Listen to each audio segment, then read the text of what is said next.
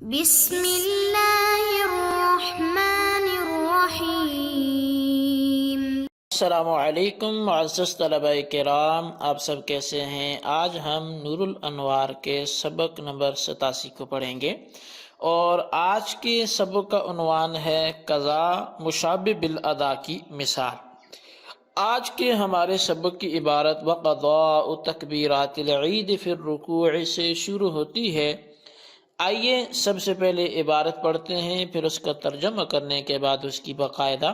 وضاحت کی طرف بڑھتے ہیں۔ مصنف علیہ رحمہ لکھتے ہیں وقضاء تکبیرات العید فی الرکوع، اور عید کی تکبیرات کی قضا رکوع میں کرنا۔ ھذا نظیر للقضاء الذی هو شبیہ بالاداء، یہ مثال ہے اس قضا کی جو ادا کے مشابہ ہے۔ یعنی ان من ادرک الامام فی صلاۃ العید فی الرکوع وفاتت عنہ التکبیرات الواجبۃ فإنہ یکبر فی الرکوع عندنا من غیر رفع ید۔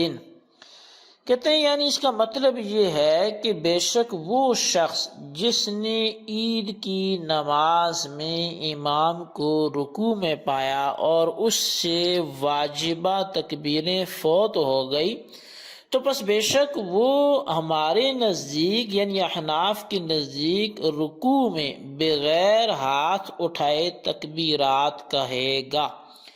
لأن الرکوع فرض والتکبیرات واجبۃ فیراعی حالہما علی حسب ما یمکن۔ کہتے ہیں اس لیے کہ بے شک جو رکوع ہے وہ فرض ہے اور تکبیرات وہ واجبہ ہیں، ان کا ادا کرنا واجب ہے، تو فرض و واجب دونوں کی رعایت بقدر امکان رکھی جائے گی، جتنا ممکن ہے اتنی رعایت کی جائے گی۔ وَأَمَّا رَفْعُ الْيَدِ فِي التَّكْبِيرَاتِ وَوَضْعُهَا عَلَى الرُّكْبَتَيْنِ فِي الرُّكُوعِ فَكِلَاهُمَا سُنَّةٌ فَلَا يُتْرَكُ أَحَدُهُمَا بِالْآخَرِ۔ پس بے شک ہاتھ کا اٹھانا تکبیرات میں اور گھٹنوں پر رکھنا رکوع میں، یہ دونوں ہی سنت ہیں، تو ان میں سے کسی ایک کو دوسرے کے سبب نہیں چھوڑا جائے گا۔ وَهَذَا قَضَاءٌ مِّنْ حَيْثُ الذَّاتِ لِأَنَّ مَحَلَّهَا الْقِيَامُ قَبْلَ الرُّكُوعِ وَقَدْ فَاتَ۔ کہتے ہیں یہ جو تکبیریں رکوع میں کہنا ہے یہ ذات کے اعتبار سے قضا ہے، اس لیے کہ تکبیرات کا جو محل ہے وہ رکوع سے پہلے حالت قیام ہے، اور وہ تو اس سے فوت ہو گیا محل، لیکنہ شبیہ بالادا، لیکن یہ ادا کے مشابہ بھی ہیں۔ کیوں؟ لأن الرکوع یشبہ القیام، اس لیے کہ رکوع قیام کے مشابہ ہے، لقیام النصف الاسفل علی حالہ، چونکہ بندے کا نچلا نصف اپنی قیام کی ہی حالت میں قائم ہوتا ہے۔ وَلِأَنَّ مَنْ أَدْرَكَ الْإِمَامَ فِي الرُّكُوعِ فَقَدْ أَدْرَكَ الرَّكْعَةَ مَعَ جَمِيعِ أَجْزَائِهَا مِنَ الْقِيَامِ وَالْقِرَاءَةِ تَقْدِيرًا، اور اس لیے بھی کہ بے شک جس نے امام کو رکوع میں پا لیا تو بے شک اس نے اس رکعت کو اس رکعت کے تمام اجزاء سمیت یعنی قیام قرات سمیت حکماً تقدیراً سب کو پا لیا۔ فالاحتیاط ان یؤتی بہا فیہ، تو پس احتیاط اسی میں ہے کہ تکبیرات کو رکوع میں ادا کیا جائے۔ وعند ابی یوسف لا تقضى هذه التکبیرات فی الرکوع، جبکہ امام ابو یوسف کے نزدیک ان تکبیرات کی قضا رکوع میں نہیں کی جائے گی، لأنه قد فات محلها كما لا تقضى القراءة والقنوت فيه، اس لیے کہ ان کا محل فوت ہو چکا ہے، تو جیسا کہ قراءت اور قنوت کی قضا رکوع میں نہیں کی جاتی، ایسے ہی اس کی بھی قضا نہیں کی جائے گی۔ جی طلبہ کرام، یہ ہمارا آج کا سبق تھا۔ اور اس کی عبارت اور اس کا ترجمہ تھا۔ اب آئیے اس سبق میں موجود کچھ وضاحت کی طرف ہم بڑھتے ہیں اور اس کو حل کرنے کی کوشش کرتے ہیں۔ در حقیقت قضا مشابہ بالادا کی مثال یہ ہے کہ ایک شخص نماز عید میں امام کے ساتھ حالت رکوع میں شریک ہوا اور اس کی واجب تکبیریں فوت ہو گئیں، تو یہ شخص ہمارے نزدیک بغیر ہاتھ اٹھائے رکوع کی حالت میں فوت شدہ تکبیریں کہہ لے، بشرطے کہ اس کو یہ اندیشہ ہو کہ اگر کھڑے ہو کر تکبیریں کہے گا تو امام رکوع سے اپنا سر اٹھا لے گا، اور اگر یہ اندیشہ نہ ہو تو کھڑے ہو کر تکبیریں کہے پھر رکوع کی تکبیر کہہ کر رکوع میں چلا جائے۔ بہرحال اگر امام کے رکوع سے سر اٹھانے کا اندیشہ ہو تو یہ شخص رکوع میں تکبیریں کہے گا، کیونکہ رکوع فرض ہے اور تکبیرات عیدین یہ چونکہ واجب ہیں، لہٰذا حتی الامکان دونوں کی رعایت کی جائے گی، یعنی فعل رکوع بھی کیا جائے گا اور اس میں تکبیرات عید بھی کہہ لی جائیں گی، تاکہ نہ فرض اس کا چھوٹے نہ اس کا واجب ترک ہو جائے، تاکہ فرض بھی ادا ہو جائے اور واجب بھی ذمہ پر باقی نہ رہے۔ اور رہی تسبیحات رکوع تو ان کو مستحب ہونے کی وجہ سے واجب تکبیروں کی وجہ سے چھوڑ دیا جائے گا، اور تکبیرات عید میں ہاتھوں کو کانوں تک اٹھانا بھی چونکہ سنت ہے اور حالت رکوع کی وجہ سے انہیں گھٹنوں پر رکھنا بھی سنت ہے، اس لیے کسی ایک کو دوسری کی وجہ سے نہیں چھوڑا جا سکتا، یعنی گھٹنوں پر رکھنے کی سنت کو تکبیرات میں اٹھانے کی سنت کی وجہ سے ترک نہیں کیا جا سکتا، اور حالت رکوع میں تکبیرات عید کہنا ذات کے اعتبار سے قضا ہے۔ تو بہرحال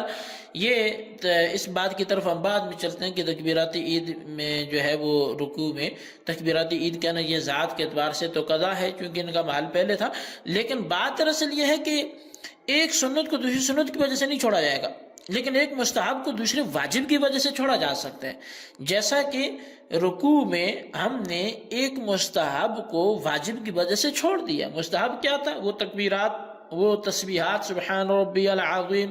اور واجب کیا تھا کہ عیدین کی 6 تکبیریں جو تھی، اب وہ 3 تکبیریں جو اس نے اس رکعت میں چھوڑ دی تھی، تو وہ وہاں پہ چونکہ اس کے ذمہ واجب ہیں اور جو تسبیحات ہیں وہ مستحب ہیں، تو لہٰذا واجب کی ادائیگی کی جائے گی، مستحب کو چھوڑ دیا جائے گا۔ لیکن چونکہ کانوں تک تکبیروں میں ہاتھ اٹھانا یہ بھی سنت اور رکوع میں گھٹنوں پہ ہاتھ رکھنا یہ بھی سنت، تو ایک سنت کی وجہ سے دوسری سنت کو نہیں چھوڑا جائے گا۔ جس محل میں موجود ہے وہ رکوع ہے اور رکوع میں ہاتھ گھٹنوں پہ رکھنا سنت ہے، لہٰذا اب اگر وہ کانوں تک ہاتھ اٹھائے گا تو گویا ایک سنت کی وجہ سے دوسرے کا چھوڑنا لازم آئے گا، اس لیے ایسا نہیں کیا جائے گا۔ اور رہی بات یہ کہ حالت رکوع میں تکبیرات عید کہنا یہ ذات کے اعتبار سے قضا ہے، کیونکہ تکبیرات کا موقع رکوع سے پہلے قیام کی حالت ہے، اور قیام کی حالت چونکہ فوت ہو چکی ہے تو گویا تکبیرات عید اپنے وقت سے بعد میں کہی گئیں، اور وقت سے بعد تعمیل کرنے کا نام قضا ہے، لہٰذا رکوع کی حالت میں تکبیرات عید کہنا گویا کہ یہ قضا ہوگا۔ لیکن یہ قضا ادا کے مشابہ ہے، کیونکہ رکوع قیام کے مشابہ ہے، اور رکوع قیام کے مشابہ اس لیے ہے کہ رکوع کے حالت میں بدن کا نصف اسفل یعنی جو نچلا آدھا حصہ ہے وہ اپنی حالت پر بدستور قائم رہتا ہے، یعنی قیام سے جب بندہ رکوع میں جاتا ہے تو اس کا آدھا جو نچلا حصہ ہے وہ اسی حالت میں ہے جیسے قیام میں تھا۔ پس نصف اسفل کے قیام کی وجہ سے حالت رکوع میں بھی من وجہ گویا قیام پایا گیا ہے، اور جب حالت رکوع میں من وجہ قیام پایا گیا تو رکوع قیام کے مشابہ ہو گیا۔ دوسری وجہ یہ ہے کہ جو شخص امام کے ساتھ رکوع میں شریک ہوتا ہے وہ حکماً رکعت کو اس کے تمام اجزاء قیام، قرات وغیرہ کے ساتھ پا لیتا ہے، تو لہٰذا پس رکوع میں امام کے ساتھ شریک ہونے والے کا پوری رکعت کو پا لینے والا شمار ہونا اس بات کی علامت ہے کہ رکوع کو بھی قیام کا حکم حاصل ہے، اور جب رکوع کو قیام کا حکم حاصل ہے، جب رکوع قیام کے مشابہ ہو گیا تو رکوع کی حالت میں تکبیرات عید کہنا یہ من وجہ قیام کی حالت میں کہنا ہے۔ پس جب من کل وجہ یہ قیام کی حالت میں تکبیرات کہنا ادا ہے تو من وجہ قیام کی حالت میں بھی تکبیرات کہنا ادا تو نہیں ہوگا، لیکن ادا کے کم از کم مشابہ یہ ضرور ہوگا، اور جب یہ ادا کے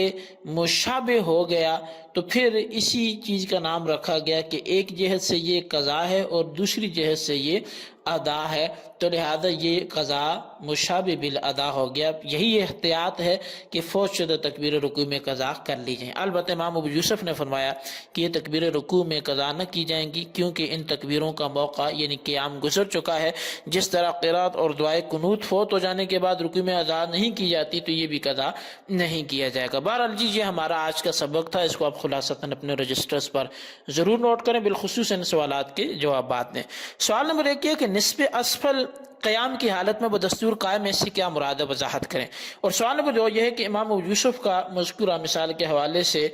تکبیرات عیدین کے حوالے سے کیا کہنا ہے، وضاحت سے پردے قلم کریں۔ اللہ تبارک و تعالیٰ سے دعا ہے جو کچھ ہم نے پڑھا سنا اسے یاد رکھنے کی توفیق نصیب فرمائے، آمین بجاہ النبی الامین صلی اللہ علیہ وسلم۔